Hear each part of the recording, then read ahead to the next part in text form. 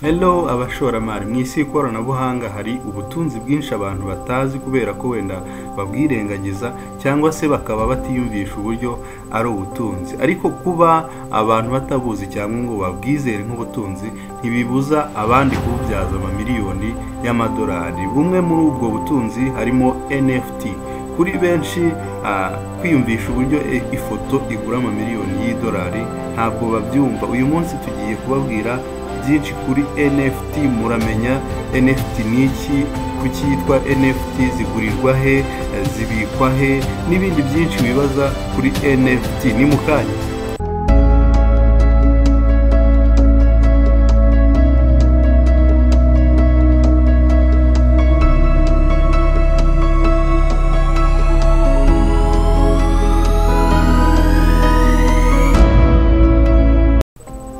Ku bantu batazi NFT rero, NFT ubundi ni tugenekereje ni digital art cyangwa se mu kinyarwanda ni igihangano ariko cyo mu ikoranabuhanga.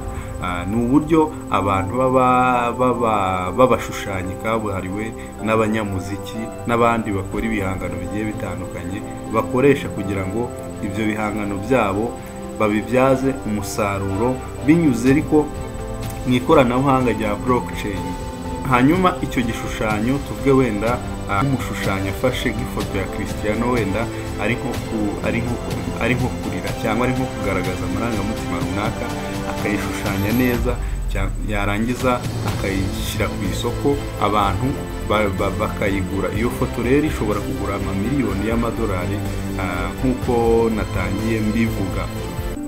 NFT rero kuba ari ifoto cyangwa digital art cyangwa ibihangano cyangwa ibishushanyo, amafoto agurirwa binyuze kuri blockchain, akorwa agashyirwa muri systeme n'ubundi ya kugira ngo abe exchangeable. Ubundi NFT ni non-fungible token. Impamvu yitwa non-fungible token ni uko fungible ni ukuvuga ngo you can divide it, ushobora gufata reka tuvuge wenda ku amafaranga cyangwa coin muri cryptocurrency. Ushobora gufata bitcoin imwe ukayikuramo amasatoshi menshi, ariko icyo nicyo bita fungible. Kuba wafata ikintu kimwe ukakivanamo utuyuniti twinshi, ukakivanamo udups twinshi cyane, ubwo biba bivuze ngo ni icyo kintu kiri fungible. Hanyuma non-fungible ni ukuvuga ngo niba ari iyo art, niba ari icyo gishushanyo wenda navuze kuri Cristiano, niba ari igishushanyo cya Cristiano, ntabwo wakifata ngo ugicemo utundi duce hanyuma utugurishe. Kiba ari cya kindi nyine. Niyo mpamvu rero cyitwa non-fungible. Mwibuke kuri crypto natanze urugero ya bitcoin kuba yitwa fungible, cyangwa se n'amafaranga kuba ari fungible. Ushobora gufata 5 ukabivunjamo inoti z'igihumbi 5. Ariko kuri zino digital art ntabwo wafata wenda igishushanyo icyo navuze cya wenda nk'igishushanyo cyamamaye cyane ni cya Mona Lisa. Ntabwo wafata igishushanyo cya Mona Lisa ngo ukimultipliemo utu PS twinshi dutoya nyine, ugicagaguremo utu PS twinshi natwo udushyire ku isoko, ubwo cyaba gipfuye nyine. Hanyuma iyo non-fungible rero, iyo wongeyeho token nibyo biyiha agaciro. Kuba ihongeyeho token nibyo biyiha agaciro ko kuba umuntu yayitanga bakamuha amafaranga, umuntu yayitanga akaba yagura ikintu runaka. Non-fungible ni ukuvuga ngo ntabwo wakigabanyamo utu PS twinshi cyane. Noneho token, ubwo non-fungible token iyo rero ni ukuvuga ngo kuba hiyongeyeho token bihita biyiha value yo kuba yaba exchangeable. Abantu bakayigura, ugatanga iyo art cyangwa iyo NFT bakaguha amafaranga cyangwa se bakaguha n'ikindi kintu gifite agaciro. Hanyuma ubundi kuri bamwe biba bigoye kwiyumvisha uburyo iyo foto cyangwa iyo art igura amamiliyoni y'amadolari, kuko hariho n'izigura, turaza kuzibona, izigenda zigura ugasanga igura miliyoni 60 z'amadolari, miliyoni 69, miliyoni 5-7. Biba bigoye kuri bamwe kwiyumvisha uburyo igishushanyo, ifoto nk'iyo yagura amafaranga angana gutya, ariko byose bihuye n'ubundi n'imitekerereze ya muntu n'imyumvire y'abantu bagiye batandukanye. Duhereye kera, itekereza buriya nk'igihe inoti yari igitangiye, abantu bari kuvuga bati ubu ngubu ntabwo kijyana, wenda ntabwo kijyana ibuye ry'agaciro ngo baguhe wenda ibishyimbo, ahubwo ubu ngubu uri kujyana igipapuro hanyuma bakaguha ibishyimbo. Kwiyumvisha ko urajyana igipapuro bakaguha ibishyimbo muri icyo gihe bigitangira, muri icyo gihe inoti zigitangira, ntabwo abantu babyiyumvishaga. Ariko kuba abantu bose barabyemeranyijeho bakavuga bati iki gipapuro nitukijyana ku muntu runaka azaduha ibishyimbo, ubwo tugiye kwiyumvisha ko ari ikintu gifite agaciro. N'iyi foto rero nayo niko imeze. Kuba ifoto ubwabyo ntabwo ari byo biyiha agaciro, ahubwo kuba abantu bose babyemeranyijeho ko iyo foto ifite agaciro nibyo bifite agaciro. Nkuko n'ubundi, nkuko ntanze urugero ku inoti, ku mafaranga, inoti, abantu inoti zigitangira, abantu ntabwo batekerezaga ko inoti ibipapuro bishobora kujyanwa ku isoko, hanyuma ugatanga igipapuro, hanyuma bakaguha inka cyangwa se bakaguha ikibanza. Ariko byageze aho biramenyerwa. Ni fungible token rero nuko imeze. Abantu benshi bibaza ngo ese ifoto ni gute wayiguramo ikintu, ni gute wafata igishushanyo cy'ubugeni ukakiguramo ikintu. Ni fungible token rero nicyo ivuze. Kuba yitwa non fungible gusa ntacyo yaba ivuze, ariko kongeraho token nibyo biyiha value yo kuba wayiguramo ikintu, abantu bayigura mu buryo bugiye butandukanye. Hanyuma nk'uko nabivuze, non fungible token zubakiye nazo kuri blockchain, inyinshi zikaba zubakiye kuri blockchain ya Ethereum. Nk'uko bigenda bigaragara, inyinshi n'ubundi zinagurwa mu ma Ethereum. Iyo ugiye ku masoko agiye atandukanye ya NFTs, usanga NFTs menshi abarwa agaciro hagendewe kuri coin ya Ethereum. Hanyuma impamvu abantu bagura NFTs cyangwa bagura izo digital art, ni bazigura akenshi mu buryo bwa investment. Abantu bashaka kuinvestinga, avuga ati ningura iyi art, murabizi no mu buzima busanzwe atari ubw'ikoranabuhanga, n'ubundi ama art akomeye, ama art agiye atandukanye, ibishushanyo bigiye bitandukanye, n'ubundi bigura amafaranga menshi, atari no kuvuga ngo ni kuri internet, muri blockchain. Abantu rero babigura, n'ubundi babigura mu buryo bw'ishoramari, kugira ngo igihe runaka wenda iyo art ye nayibika izamubyarira inyungu, wenda inyungu ze zikube kabiri. Tugiye kureba ama NFT, zimwe muri NFT zaguzwe amafaranga menshi mu mateka, turasanga tugiye kuri urutonde rwa metaverse.rs, turahasanga iyi NFT ya mbere ni The Merge, yaguzwe miliyoni 91,800 by'amadolari. Guys, miliyoni 91 kuyigura ifoto, murumva ko ari ibintu bitangaje, buryo abantu bamwe batakwiyumvisha uburyo ifoto igura miliyoni 90. Nkuko mubibona, umuntu wayikoze yitwa Park, urabona imeze nk'isanzure, hanyuma iyi foto niyo ya mbere yaguzwe niyo NFT ya mbere yaguzwe amafaranga menshi miliyoni 91,800. hanyuma NFT ya kabiri yitwa Beeple Collection yaguzwe miliyoni 69 z'amadolari.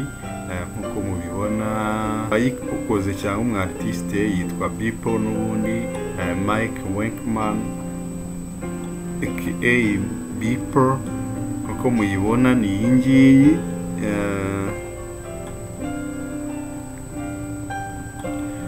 ni iya kabiri muri NFTs zaguzwe amafaranga menshi, iho yaguzwe miliyoni 69. hanyuma iya gatatu yitwa Clock yaguzwe miliyoni 52. Umu wayihanze yitwa Juliana.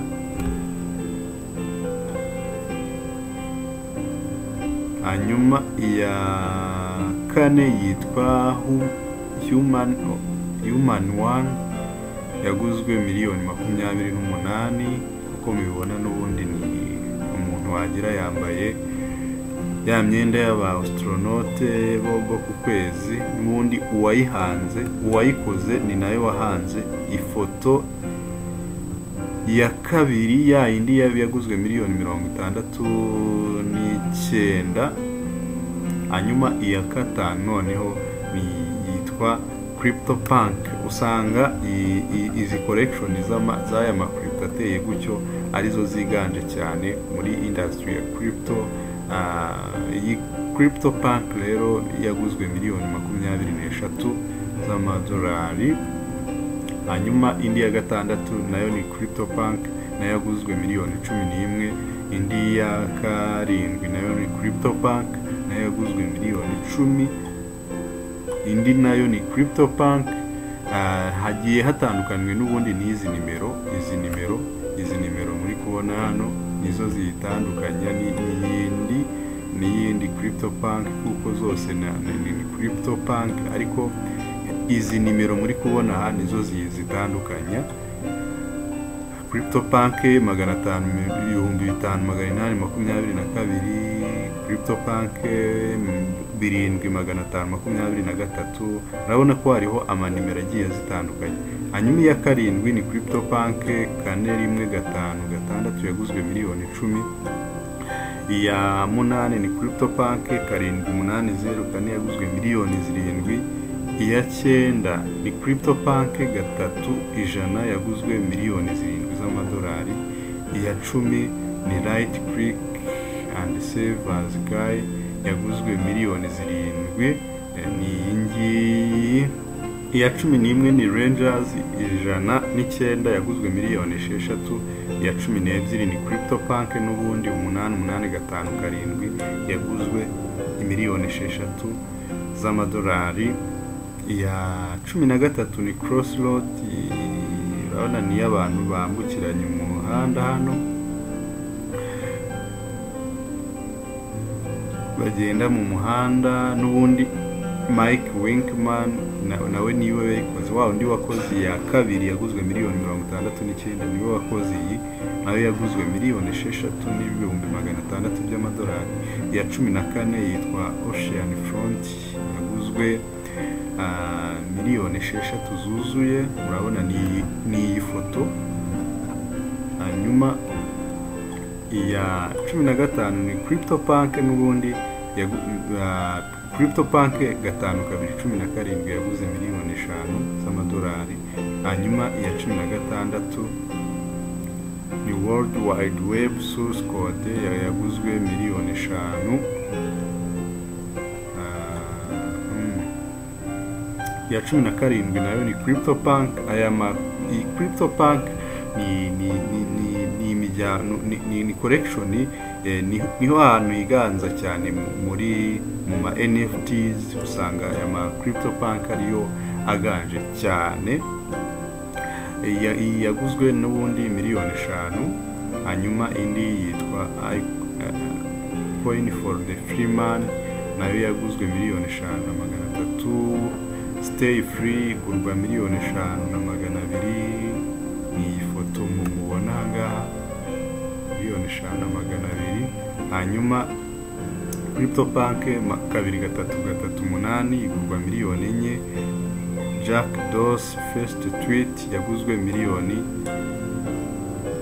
2,900. guys, iyi uko mubibona ni tweet yashizeho Jack Dorsey, Twitter and Square CEO and founder. Iyi ni Twitter ya mbere guys yashizwe kuri Twitter na n'uyu mugabo wari nyiri Twitter mbere yuko Elon Musk ayigura. Iyo tweet yaguzwe miliyoni 2,900 guys.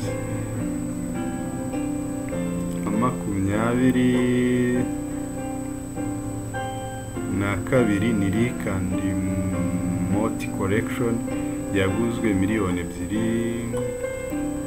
Land and X Infinity igurwa miliyoni 1 guys. Ni tweet ni NFTs nyinshi zagiye zigurwa kayabo cyane muri aya ma CryptoPunk nayo zirimo nkuko mubibona.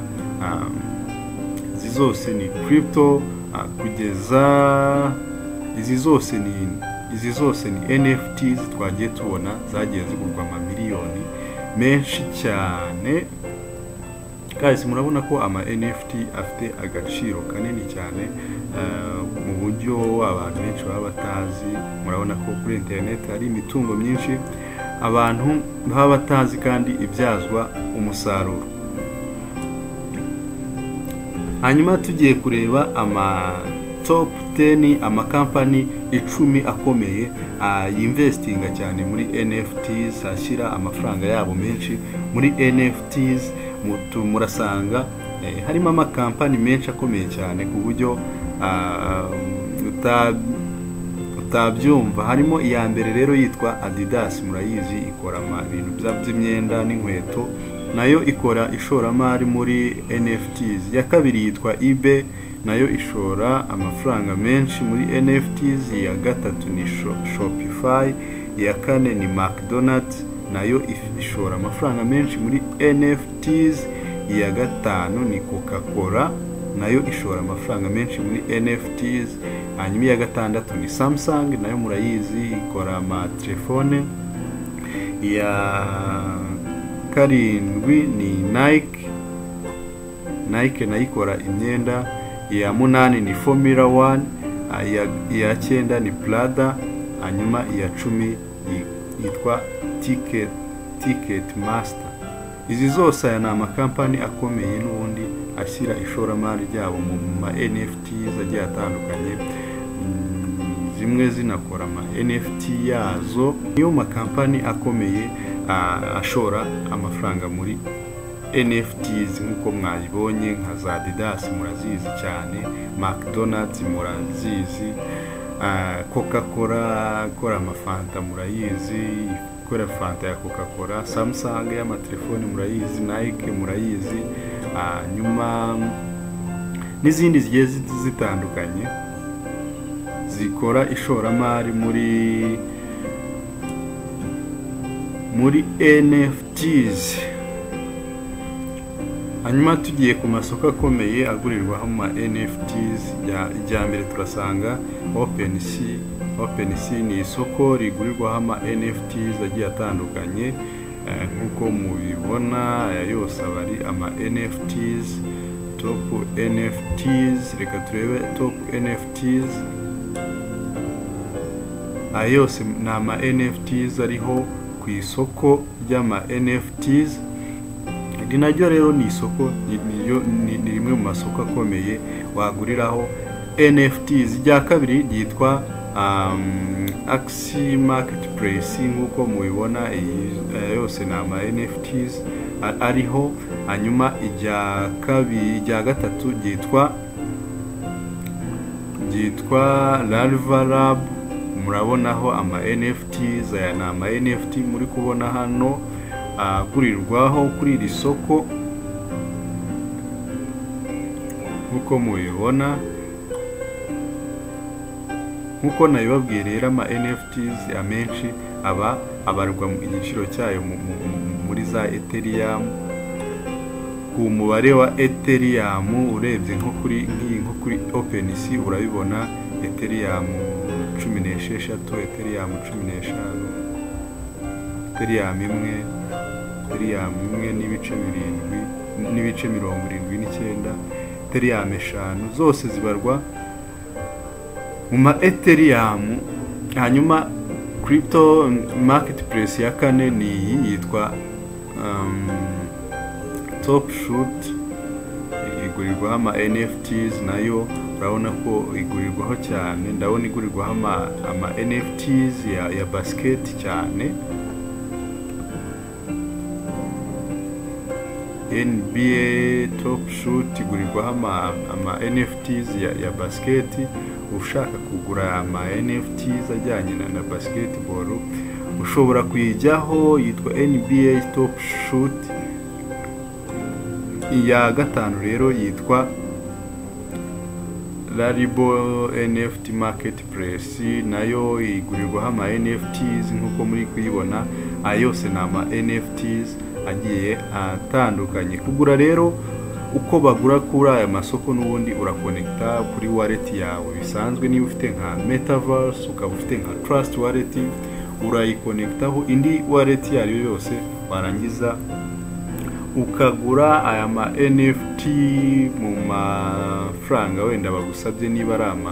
Niba ugomba kuba ufite wenda Ethereum imwe, ubwo niyo urakoresha ugura iyo NFT. Niba bari kugusaba wenda nka USDT, niba ari ama NFT akoresha USDT mu kugura, ukagura bisanzwe ukoresheje crypto, ukoresha cryptocurrency, hanyuma ugakonektinga na wallet yawe, wenda Trust Wallet cyangwa Metaverse cyangwa n'izindi wallet ukoresha, ugakonekta hano, hanyuma ukagura NFT yawe. Kuzibika rero n'ubundi ni nkuko ubika crypto, ushobora kuzibika n'ubundi kuri wallet cyangwa se ukabika kuri external wallet. Biterwa n'ahantu wumva hakunogeye, ariko n'ubundi kubika NFTs ni nkuko wabika cryptocurrency bisanzwe, nyine kuzibika kuri Trust Wallet, kuri Ledger, kuri MetaMask n'ahandi hagiye hatandukanye. Nuko nguko ugura NFTs, nuko unazibika. Nibyo ngibyo nakubwira kuri NFTs. Niba hari icyo uvanyemo tubwire muri comment. Ikindi kandi ushobora nawe gushora imari aho abandi bakire bari gushora. Murumva mwumvise amakampani agiye atandukanye n'ubundi abamo akoresha ama NFT, ashora imari muri NFTs. Amakampani agiye akomeye nka za Samsung, za Adidas, za eBay, za Coca-Cola, amakampani agiye atandukanye akomeye cyane muri ino si, ashora imari muri ama NFTs agiye atandukanye. Nawe ushobora kujyamo ukagura. Bimwe mu bintu nabonye rero NFTs zishobora kugenderaho ni source, ushobora kugendera ku muryango n'ubundi kuri collection y'ama NFTs. Iyo NFT ibarizwamo ikagendera ku muntu wayikoze. Abavuge umuntu wayikoze ashobora gutuma NFT ihenda. Nk'urugero wenda nka NFT ya Donald Trump ishobora guhenda gusa kubera ko ari ya Donald Trump. N'utundi tuntu tugiye dutandukanye dushobora kugenderwaho muri iyi business ya online, dutuma iyi digital asset ihenda. Guys, mwibuke kuinvestinga cyane kuri iyi online mu ma business yo kuri internet. Ni ngombwa ngo umanze ugire ubumenyi kuri iyo business ugiye gukora, kugira ngo uyikore neza, kugira ngo umenye risk zibamo, umenye inyungu zibamo, mbese byose winjiremo ubizi. Ni muri urwo rwego rero n'ubundi mbakangurira kugira ngo mukore research. Niba ushaka kuinvestinga mu ma NFTs agiye atandukanye, ni ingenzi ngo ukore research kugira ngo ukore business yawe neza, uyisobanukiwe, atari ibintu uragenda buhumyi ngo ugende uzi neza ko harimo inyungu gusa. Ahubwo ugomba kumenya imbogamizi zibamo, nk'uko n'ubundi umuntu wiga business abazi ngo inyungu ziraha, ibihombo biraha, na kavaringa igihombo gucya, inyungu nazibona gucya, ibyo byose akagenda abizi. Nawe rero ni ngombwa ngo ukore research, ibyo byose ubyigeho. Guys, murakoze cyane, turabemera cyane, turifuza ko mutera imbere binyuze ku ikoranabuhanga nk'uko n'ubundi n'abandi bagenda baribyaza umusaruro kugira ngo biteze imbere. Niyo mpamvu tubaha amakuru ajyanye n'ikoranabuhanga, cyane cyane mu byerekeye finance cyangwa se mu byerekeye ishoramari. Mukomeze mudukurikire, ni Intogore Financial Technology. Murakoze cyane.